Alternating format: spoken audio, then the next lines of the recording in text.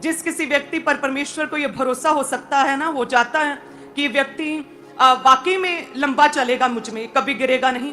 उसके लिए परमेश्वर अपना दिल, अपना हार्ट, अपनी बरकतें, अपने भेद, अपना फेवर, ग्रेस, अनुग्रह, परमेश्वर सब कुछ उसके सामने रख देता है। हमसे परमेश्वर एक्सपेक्ट करता है कि प्रभु के प्रति अपनी वफादारी को हम परमेश्वर के नजर में उसे पूरा करें कि परमेश्वर तू ही मेरा परमेश्वर है। हालेलुया। यदि हम परमेश्वर के वचन में देखें, मत्ती 5 और उसकी 8 में लिखा है कि धन्य है वे जिनके मन शुद्ध हैं, क्योंकि वे परमेश्वर को देखेंगे।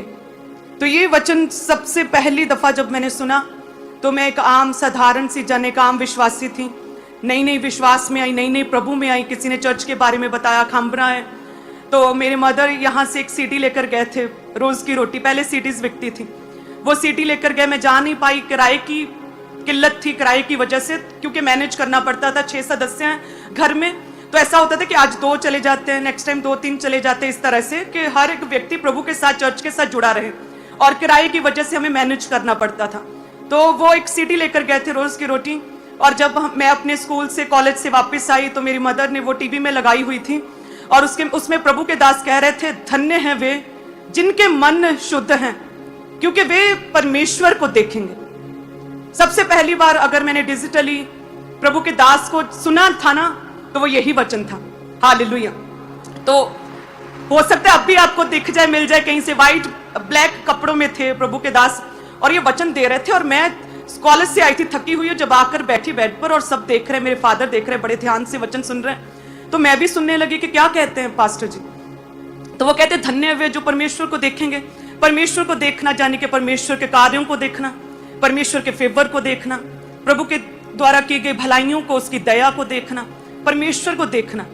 तो उसी समय मैं प्रभु से प्रार्थना करने लगी कि हे परमेश्वर, क्या आप मुझे भी दर्शन देंगे, मैं आपको देखना चाहती हूँ। तो प्रभु के दास उस वचन में कह रहे थे, जो सीडी लगी थी, कि अगर यदि आप परमेश्वर के कामों को देखना चाहते हैं, प्रभु को देखना, उसके दूतों को देखना चाहते हैं, उनका फेवर लेना चाहते हैं, अपने आप को पूरी तरह से शुद्ध करना होगा, पवित्र रखना होगा।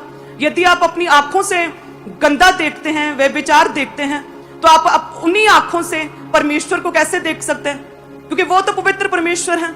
जब प्रभु के विषय में स्वर्गीय दूत ने कहा कि पवित्र पवित्र पवित्र, तो वो ये भी तो कह सकता ना कि पवित्र परमेश्वर।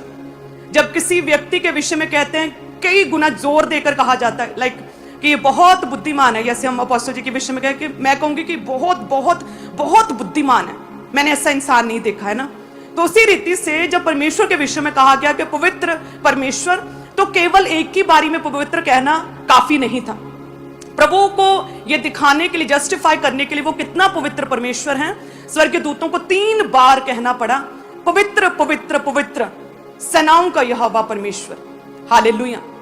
तो अपोस्टल जी कहते हैं कि पवित्र पवित्र पवित्र परमेश्वर, जो इतना पवित्र है कि 3 बार कहना पड़ा, इतना जोर देना पड़ा पवित्रताई के ऊपर, उसको देखना चाहते हो तो शारीरिक आंखों से, पाप से भरी आंखों से कैसे देखोगे? जिस मन में पाप भरा है, छल है, कपट है, ईर्ष्या और जेलसी है, जिस मन में तरह तरह की प्लॉटिंग साजिशें हैं दूसरे व्यक्ति के प्रति, उस मन से प्रभु को कैसे देखोगे? उन आंखों से कैसे देखोगे?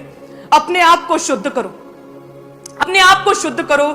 जैसे कि कहते यूसुफ ने, जैसे पोतीफर की पत्नी ने उसे भमाया, तो कहते उसने वहां से अलग हो गया, सेम टाइम भागा। तो पास्टर जी कहते अपने आप को पूरी तरह से सेपरेट करो पाप से। यदि आप चाहते हैं परमेश्वर के फेवर को, स्वर्गीय दूतों को देखना, परमेश्वर की दया को अपने जीवन में देखना, तो मैं बड़े ध्यान से वो वचन सुन रही थी, और मैंने प्रभु से उस दिन से प्रार्थना शुरू कर दी और इस विषय में वर्क करना शुरू कर दिया। जब भी कभी आप जानते हैं कि कब आप टीवी लगाते तो आपके सामने कुछ भी आ जाता है, फोन ऑन करते कुछ भी आ जाता है, तब से मैंने एक नेम बना लिया कि कोई भी चीज ऐसी वैसी आएगी जो परमेश्वर के वचन के खिलाफ है, आंखें बंद कर लेनी। तो वो 12-13 साल पहले जब प्रभु के दास का ये वचन मैंने सुना, तो जब भी कभी कोई भी वीडियो, किसी भी तरह की कोई भी चीज जो हमारी धार्मिकता और हमारी पवित्रता को नाश करे, कोई भी ऐसी चीज जो व्यभिचार में लेकर जाए, तो मेरी शुरू से आदत है, मैं आंखें फटाफट बंद करती हूँ। हालेलुया। क्योंकि मेरे मन में एक चाहत थी कि प्रभु के दास ने कहा कि तुम देखोगे प्रभु के कामों को, उसकी दया को देखोगे। आज ही से वर्क करना शुरू करो, आज ही से पाप की ताकतों को, व्यभिचार की ताकतों को, हर जेलसी को अपने जीवन से निकालो। तो वचन सुनने के बाद जब मैं वो गई अपने कॉलेज में, तो मेरी फ्रेंड थी जो पिछले 12-15 साल से मेरे साथ ही स्टडी करती थी। तो उसने क्या रियलाइज किया कि सोनिया तुम बहुत बदल चुकी हो। तो मैंने बोला क्या हुआ? कहती पहले तुम कोई भी आप तुम्हारे साथ कोई बुरा करता था ना तो तुम मुझसे बात नहीं करती थी, याद रखती थी बात। लेकिन अब मैं कुछ महीनों से क्या नोटिस कर रही हूं कि तुम बहुत जल्दी माफ करने लगी हो। हालेलुया। एक अन्य जाति व्यक्ति ने मुझे कहा, जब एक आम साधारण सी जन थी, कहती कि तुम बदल चुकी, तुम बहुत जल्दी माफ करना तूने शुरू कर दिया। क्या बात है?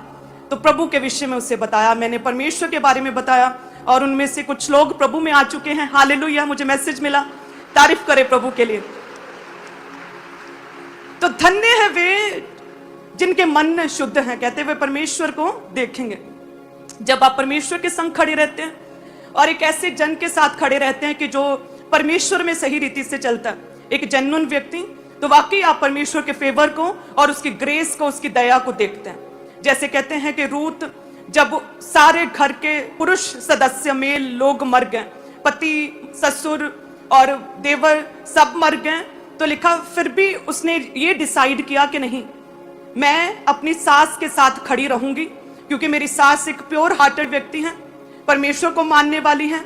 इसने कभी भी मेरे साथ कोई भी बुरा नहीं किया, इसने कभी मेरे साथ कोई भी पक्षपात नहीं किया है, इसने अपनी बेटी की तरह मुझे रखा है, मैं इसके साथ बनी रहूंगी। उस समय की सिचुएशंस देखिए, उसके लिए आसान तो ये था कि वो अपनी वही फैमिली में वापस चली जाती, अपने कुटुंब में वापस चली जाती, जहां पर उसके पेरेंट्स थे, उसके लोग थे, उसका कल्चर था, उसके फेथ में रहने वाले लोग थे, वहां चली जाती। इजी था, उसकी दूसरी शादी हो जाती, उसकी लाइफ कितनी आसान रहती। लेकिन कहते रूत ने क्या चुना? एक डिफिकल्ट फैसला उसने चुना, एक डिफिकल्ट स्टेप के नहीं।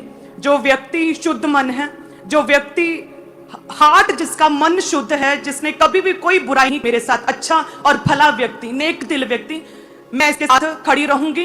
परिस्थितियां चाहे कुछ भी कहें, परिस्थितियां क्या कहती हैं कि सारी उम्र बिना पति के रहना पड़ेगा, बिना किसी सपोर्ट के रहना पड़ेगा, सारी उम्र एक बूढ़ी सास को पालना पड़ेगा, सारी उम्र खुद काम करना पड़ेगा, कोई स्कोप नहीं है आगे के कुछ बेहतर हो। लेकिन फिर भी मैं एक नेक दिल, एक जेन्युइन व्यक्ति के साथ खड़ी रहूंगी। हालेलुया। क्या फैसला लिया? एक शुद्ध मन व्यक्ति के साथ खड़ा रहने का। और हमने परमेश्वर की ग्रेस और परमेश्वर के फेवर को रूत के जीवन में आते हुए देखा। कितनों ने देखा? हाथ खड़ा करें सभी। कितनों ने देखा रूत के जीवन में फेवर को, जब उन्होंने एक जेन्युइन व्यक्ति के साथ खड़े रहने का उसने डिसीजन लिया।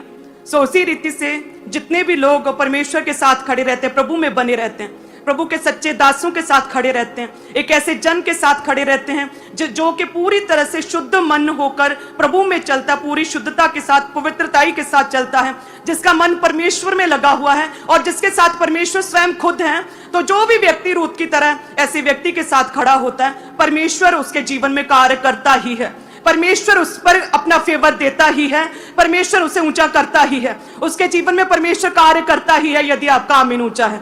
हालेलुया। सो प्रभु के दास ने कहा जिनके मन शुद्ध हैं वो परमेश्वर को देखेंगे।